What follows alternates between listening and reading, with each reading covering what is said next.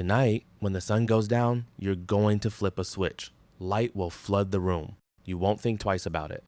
But for 99.9% of human history, that switch didn't exist. When the sun set, the world went dark. Truly dark. And your ancestors didn't sleep through it. They lived through it. What they did in those hours shaped the brain you carry around today. The real answer is far stranger than they just slept. Start with the obvious question. What did people even do when there was no light? No screens, no street lamps, no candles. For most of human history, not even fire in the earliest periods. You might picture silence, stillness, bodies lying still on the ground until morning. That picture is wrong. If anthropologists who study modern hunter-gatherer groups have found something surprising. These groups, whose lives resemble ancient human life more closely than yours does, do not sleep in one long block. Researcher Carol Worthman, who has spent decades studying sleep across cultures, found that traditional communities without electricity often sleep in fragments, a few hours down, a stretch of quiet wakefulness, then a few more hours down. This pattern even has a name, segmented sleep. Picture it, the fire is dying. Most of the group lies close together for warmth, but some are awake, talking low, not about the hunt, not about tasks. Historian A. Roger Ekirch found something remarkable when he combed through centuries of diaries, court records, and medical texts. Before artificial light became common, this middle-of-the-night waking period had a name too. The watch. People used it to pray, to have sex, to interpret dreams, to simply lie in the dark and think. Why would evolution build a brain that wakes itself up in the middle of the night? Doesn't that sound dangerous? Here's the twist. It wasn't dangerous. It was protective. Night was the most dangerous part of the ancient day. Predators hunt better in darkness than humans do. Your ancestors had poor night vision, weak claws, no fur to keep them warm once the fire faded. A fully unconscious human, sleeping in one deep, unbroken block for 8 hours, was an easy meal. So the brain adapted. It built in a checkpoint, a moment of alertness in the middle of the night when someone in the group would naturally surface toward wakefulness, listen, scan the tree line, and either settle back down or raise the alarm. You can still see traces of this system in your own body. Ever wake up at 3 a.m. for no obvious reason?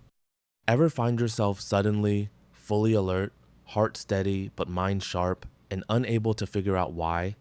Psychologists studying circadian rhythms have found that this middle-of-the-night wakefulness is not a modern disorder.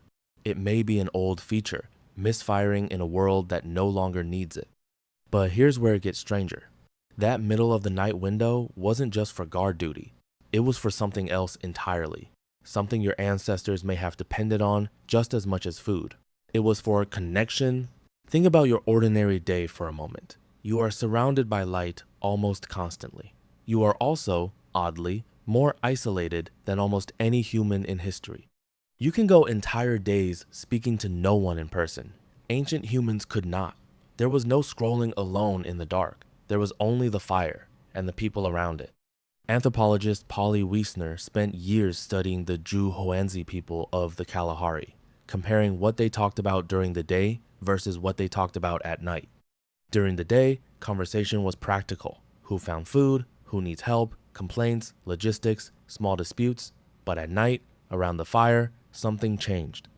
The talk shifted almost entirely to stories, myths, histories of ancestors, tales about distant relatives, animals, spirits, the origins of the world. Why would that shift matter? Because stories told at night, in the dark, without the distraction of daily tasks, hit differently.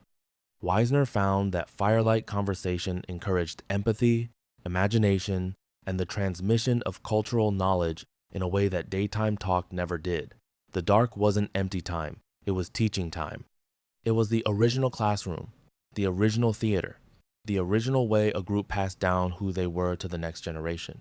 Consider what that means for the human brain. For hundreds of thousands of years, nightfall was reliably followed by close physical contact, low light, slowed pace, and storytelling.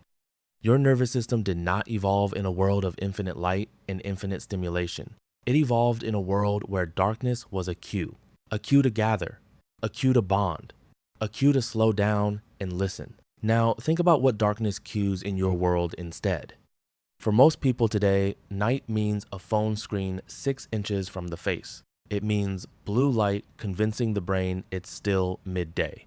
It means scrolling alone, in a room, often in near silence, absorbing fragments of other people's lives instead of hearing stories from the people actually in the room with you.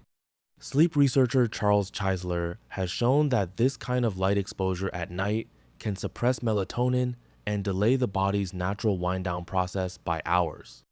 Your ancestors' bodies were tuned to darkness as a signal to connect and then rest. Yours is tuned to light as a signal to stay switched on. That mismatch might explain more than just why you're tired. Consider anxiety. Consider that strange, wired, can't settle feeling so many people report at night. Some researchers now argue that isolated, screen-lit evenings deprive the brain of a ritual it still expects. Not fire, not myth-telling, but some form of the same thing, shared presence. Slowed pace, a story told by a voice, not read off a feed. There's another piece to this. Ancient nights weren't only about safety and connection. They were also, researchers argue, an incubator for imagination itself. With no visual stimulation beyond flickering flame and shadow, the mind had room to wander. Some anthropologists have proposed that this nightly stretch of low stimulation darkness, paired with storytelling, may have been one of the environments in which complex symbolic thought and mythology first flourished. Not because ancient humans had more free time, but because darkness forced a specific kind of attention, inward, communal, unhurried. Here's the part that should make you pause.